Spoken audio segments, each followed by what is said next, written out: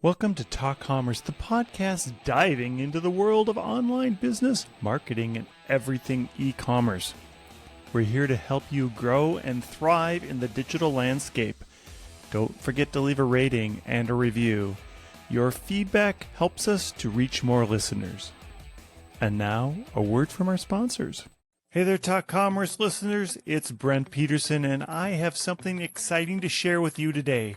Are you a developer drowning in complex cloud deployments? Well, I've discovered a game changer that's about to make your life a whole lot easier. Say hello to Cloudzilla. Now, I know what you're thinking, another cloud platform. But trust me, Cloudzilla isn't just another player in the game, it's a whole new ballpark. We're talking super cloud territory here, folks. Let me break it down for you. Imagine deploying across AWS, Azure, and Google Cloud with just one click.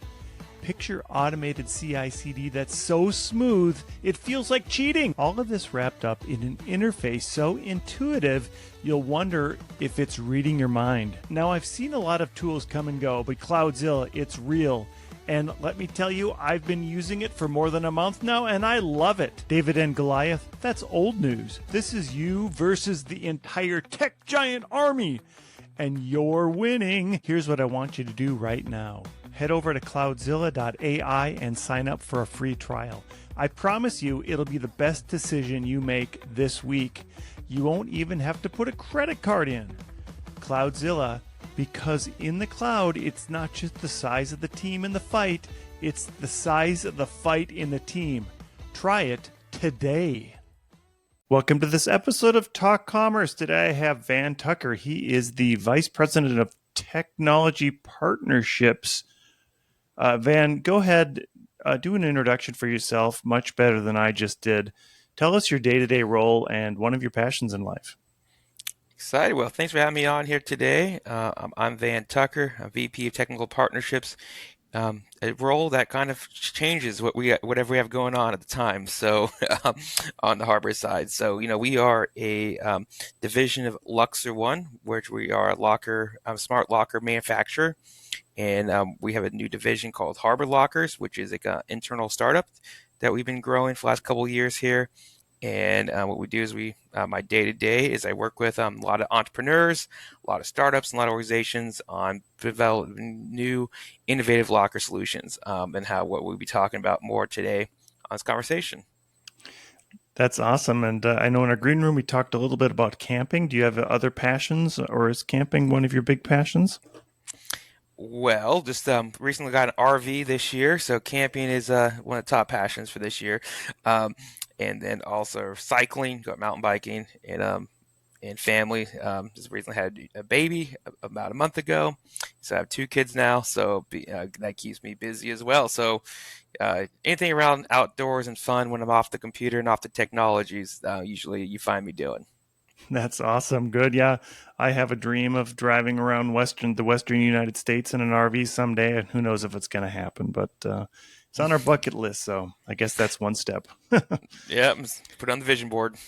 All right, Van. So I know that you volunteered to be on the Free Joke Project. I'm just going to tell you a joke, and all you have to do is say, should this joke be free, or do you think we should put it behind a paywall?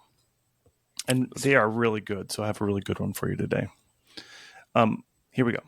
I just saw a real idiot at the gym. He put his water bottle in the Pringles holder on his treadmill. Okay. Don't know. I think that one should not be behind the paywall. All right. Free joke. They're all sort of thinking jokes and maybe not guaranteed to be funny. Yeah, that's a thinking joke. You have to put some thought into it. Yeah. All right. So let's get started. Tell us a little bit about the locker network. Tell us what that means.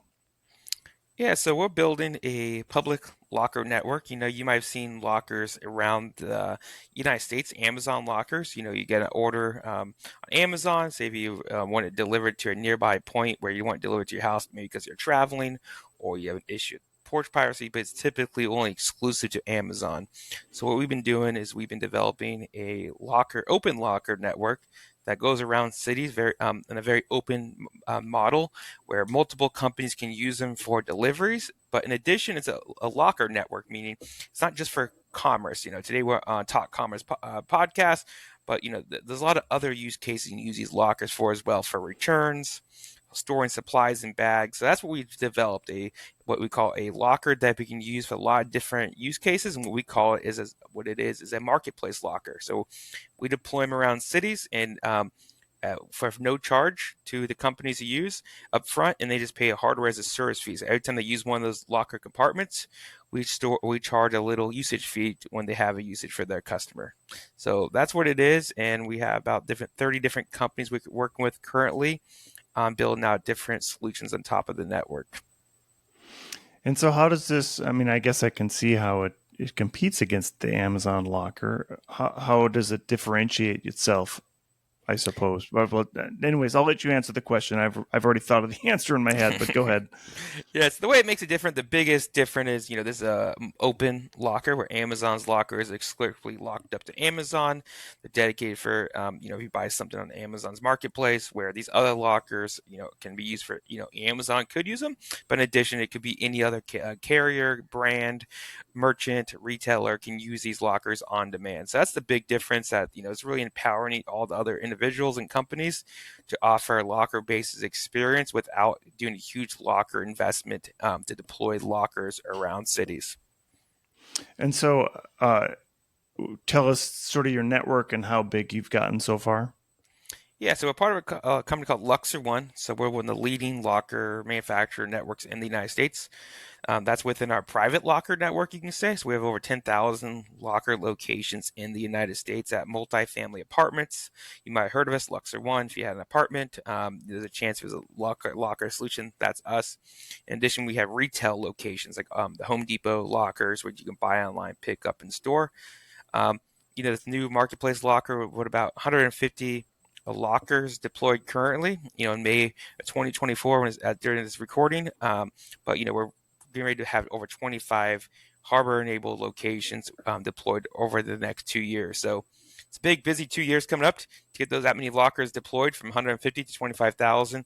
But a lot of that is also a lot of stuff behind the scenes, how we can really scale it out quickly as well. To tell us about some of the partnerships you're building. Yeah, so some of the partners that we're building, we initially been working with a lot of hyper-local startups to provide, really empower the small SMB businesses within cities, because that's where a lot of business happens. It's the small retailers, small mom and pop stores that have very limited hours, or maybe just have one person working at a store, and maybe they don't even have a storefront. So we work with a company called Relay, which offers marketplace solutions, which enables merchants to use these as brick and mortar storefronts through the lockers. In addition, we have Drop Blocker, which is a bag storage app. This is a company which we built internally initially as this kind of a use case of, hey, how we can use the lockers, but now that you spun off into its own business unit, which does bag storage at event venues. So say you go into a music concert, they have a clear bag policy. It's like, hey, Brent, you drove in there on an Uber to the concert. You have your bag that you're not supposed to take. Instead of like going back in your Uber or throwing it in the trash can, you can actually store it in our lockers there. So we have that at currently about 10 venues around the United States.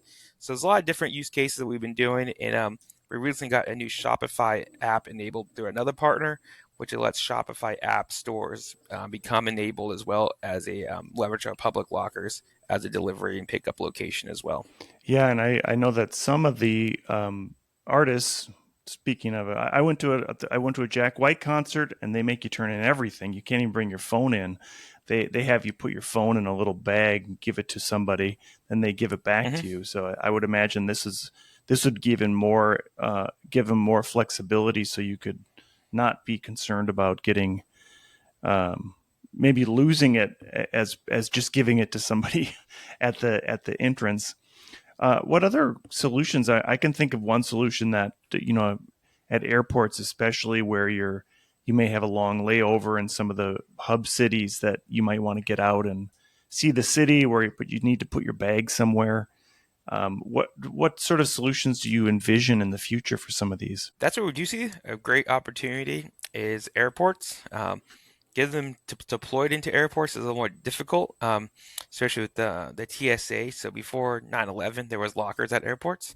A lot of things have changed a lot when it comes to lockers and storing things at airports in the United States. So that's something we're working on. That's where we see the future is having them near airports, around cities. Say if you go to a trade show and your checkout time for a hotel is at 9 a.m., but your flight maybe not until 2 p.m. How do you go store it in a locker nearby instead of going to the hotel check desk and things like that? So that's where we see the future, and that's why us deploying more and more of those locker locations all around cities for the different use cases is key. But that's where we do see the future.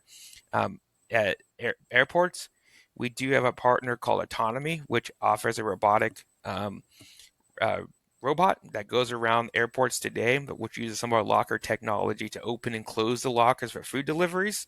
But that's today we don't do bag storage at any airports.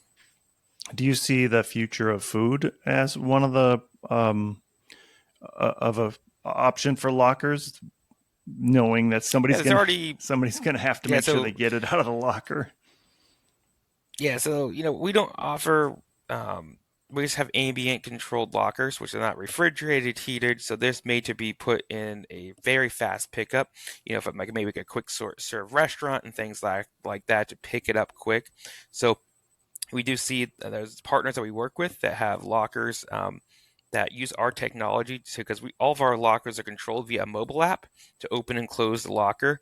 So we have partners, other manufacturers we work with actually have harbor enabled lockers which open and close the lockers for those use cases. We see that today, and that's where we are seeing like with our partners, how do we get more and more different locker use cases for food, because food and asynchronously handing off, especially in like dorms and office buildings, having that DoorDash person go all the way up to you, or maybe you'd be recording this podcast where I don't want my food delivered to me right now, but let's put it at the locker around the corner for a few minutes. I get off and go grab it for lunch. So that's where we see them having them very short period of time of storage in these lockers for food, not any long-term storage today.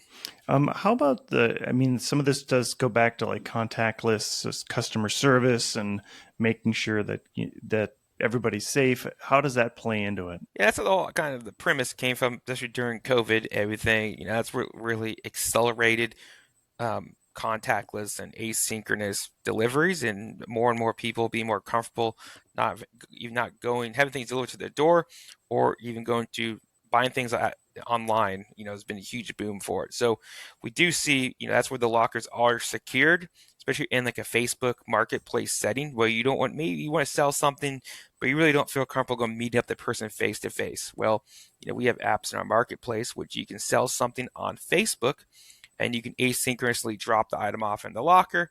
The person can go buy it up, and you never see them face to face, and that makes it more secure because you can do it anytime, and you not have to have those issues where you may go face to face in a scenario. And the lockers are, they are lockers, so they're not a safe.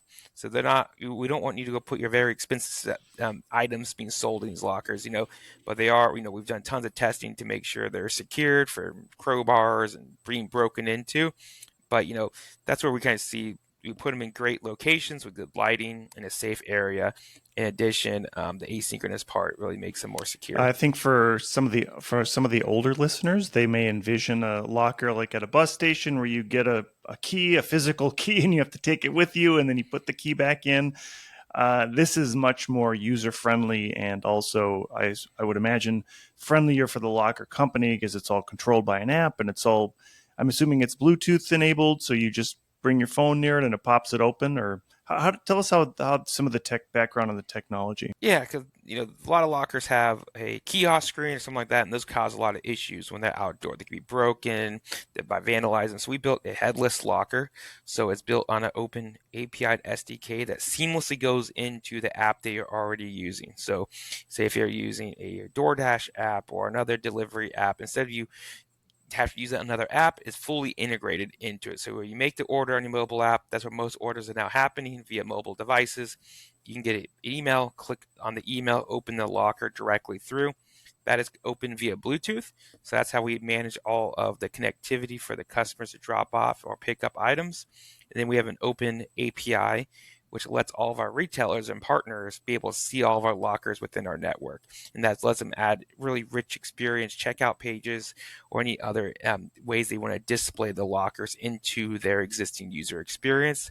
So that's where we built it in a very open framework, which lets anyone really build rich experiences on top Do of you, it. do you see this helping out any delivery company because you kind of minimize that last mile where you put that last mile in a more of a communal location? Does that help across both delivery and reception? Yeah, so delivery companies, delivery to locker is still in the early stages in the United States. In Europe and Asia, they are much more popular for customers desiring to have the items delivered to lockers. So for delivery companies today, there is still a lot of education around delivery to lockers. But for delivery exceptions, they're amazing. So you can actually get, say if you have an item that requires a signature to be delivered, or the delivery customer, they can actually use them as an alternate pickup location. So that saves costs for the delivery company to go to that location again, and the customer's happier because they can then get it the same day versus waiting another day, or maybe going to the shipping hub to pick it up. In addition, most of the time these are shipping to commercial addresses. That does save savings to the end customer, so they can do it. And shipping companies also like it as well because they can consolidate their drop-offs. Instead of going to every single house and do a drop-off, they can do a bulk drop-off at a single location. Especially that's useful for more regulated products. So if you're doing some wine or alcohol, anything that requires a signature, you can have it delivered to the locker as Oh, well. tell me more about that. I would imagine it would be much more difficult with wine because you need to get somebody that's old enough to pick it up. Tell us a little bit about how that streamlines that process. Yeah, so we're just in the locker business. So we provide the locker access control and the solutions, then partners build their solutions on top of it. Fortunately, there's been a lot of improvements in like technology. So when you can integrate into your mobile app with another partner, when you're standing at the locker, you can do a real time verification of ID in the person there via another API. So very similar to when you go like through a clear line at an airport. You can do the same idea. They can verify the person's actually the person picking it up via the camera on their phone. Once they verify the ID, the door would pop open very nice and asynchronously, all driven by technology That's as well. pretty cool. um, Hmm. Yeah, yeah. it's pretty So sweet. tell us, talk a little bit about how this brings sustainability into the market. Yeah, sustainability, is still a big component, especially for a lot of companies that have green mandates in other cities that are doing mandating delivery companies. That's one of the big things as the rise of e-commerce has also raised the demand of more and more deliveries going to cities to deliver one package at a time. So, and before you go down to Walmart or go to the store and pick up an item all in bulk, now Amazon's kind of made the lifestyle where you just click it, click it, click it throughout the day. Next thing you know, you have a pile of boxes appearing at your house with a lot of different deliveries. So, a lot of cities are actually mandating and working on plans to force delivery companies to consolidate deliveries. In addition, not go in different operating hours. In New York, there's currently a pilot with lockers where they can actually making PUDO points around the city to deliver. In addition, to cut down in carbon footprint is these lockers. You see it in Europe is, as like I mentioned before, the carrier companies deliver reducing the amount of single stops and going to a point. And that's where you get really big improvements when it comes to the green initiatives is cutting down the amount of miles a delivered truck goes and that stop and going to each house. Earlier, I think you mentioned Autobot. Tell us a little bit about that technology and how it works in conjunction with Harbor. Yeah, so Autonomy is a separate company we work with as a partner of ours. We do a lot of partners. We're a partnership driven organization, and Autonomy is a self-driving robot. We had them at CES earlier this year with us, and what we've done with that partnership is uh, Autonomy, the Autobot, it's almost like a locker on wheels. So it's a much bigger robot base, which is a module where you can do a lot of different things on that robot. So what we developed is an integration which enables to have different lockers on that robot, very similar to deliveries. A lot of robots today is only one delivery per route. their robot is large enough and has different departments, so it can be driving throughout the city and have multiple drop-offs of different customers because each locker compartment can be accessed by different customers. And it's all using the Harbor technology to open and close that locker for the same mobile app that opens one of our public marketplace lockers at a physical static location with autonomy Autobot locker. It'd be a location that moves around. And you can pick it up through the same technology as well. And today that's been mostly used in um, product sampling is a great use case. If you go into a festival and you want to try out a product, you can open it up, you can download an app and get within the festival app and get samples and try things out. And same thing with food and all these other use cases Yeah, that so we're I working with suppose you them could on. think of it as the old-fashioned sandwich machine. You could drive around an expo or a concert and give people the option of picking some food out based on whatever they're buying from their app, right? I mean, if you want to extrapolate that out, Exactly, yeah. what are you what are you most excited about this year now coming up in terms of the technology and the breadth of where you're going in terms of expansion? Well, one thing I'm really excited about, we have this open API and SDK to integrate Harbor and get started, but it's a very development-centric platform to get started. You have to integrate the API and SDK, so I'm super excited. We just recently launched a new partner app on our solution called Harbor Pilot, which is an app which lets anyone start running a pilot today on Harbor. So if they were a brand or retail that wanted to say, "Oh, I want to try some lockers out," but before they get their dev team and want to start integrating things with this new app called Harbor Pilot that can even be skinned to the retailer's experience, which lets them really start within 3 minutes. They download the app, a couple of settings, and they can start offering locker-based solutions without any integrations. Same thing with that Shopify app that we just kind of released with as well. So that's something I'm super excited. Now we got enough apps and solutions on our ecosystem to let people listening to this podcast that may be excited about lockers and they want to try it out. There's a high chance we have lockers in your city, and you can actually start using them today with one of the apps and that's In what terms gets me of super excited. technology development, I would assume there's some minimum technology level that the physical lockers have to meet, or do they have to use a harbor locker? Yeah, today this most of all the locations employed we own the lockers. They use all their harbor technology within the lockers. And we do see if we do work with some partners like Autonomy, which uses some of our technology in their lockers. But today all the lockers are our lockers, which are what we call harbor enabled. But we do see a future where we as people come to us, like the food delivery lockers and things like that, how we make other lockers compatible with ours. Because, the more lockers, the better. We see, the United States is a huge market, North America and the world.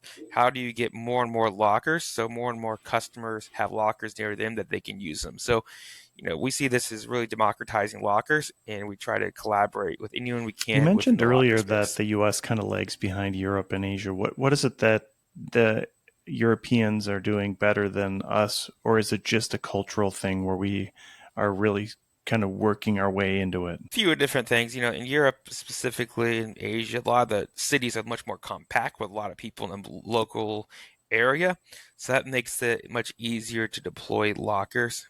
Also, um, Amazon did not eh, offer free shipping in those markets at first to get people used to having package delivered to their doorsteps. So it's home delivery is not as popular. It's never been as popular in Europe, where the United States has now been. It's really hard. How much more convenient you can have it do going to your doorstep. So that's where the United States kind of lags behind. Is people got so used to having the convenience, very difficult to go back. And where Europe also had much stronger green mandates, forcing carrier companies unable to deliver into city cores, and that's where lockers kind of got really helped a lot of acceleration through regulatory and legal actions that the cities kind of forced the carrier That's companies to awesome, do as Van. well. We have a few minutes left still. As we close things out, I give everybody a chance to do a shameless plug about anything they'd like. What would you like to plug today? Well, if you never used the locker before, like I was saying before, you can go to harborlockers.com/apps. You can see all the apps on our marketplace. There you can see a variety of apps. You can find one for your use case if you're doing returns or an outbound shipment. In addition, that Harbor Pilot app, you can open it up, sign up, Today, very quick and easy. You can see all the apps within, most of the apps on the marketplace have a little pins. We can see our lockers. Find a locker near you, try it out. That'd be my recommendation. Put something in it, share it with a friend.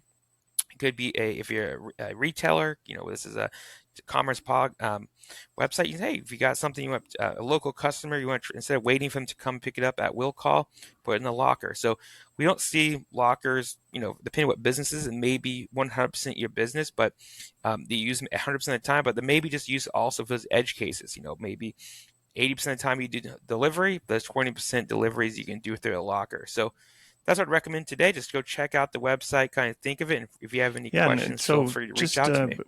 I'll make sure I get the links in the show notes, but tell us how to get in touch with you, or tell the listeners how they can best get in touch with you. Yep, that's way you can email me at vantucker@harborlockers.com. You can find me on LinkedIn as well, Van Tucker.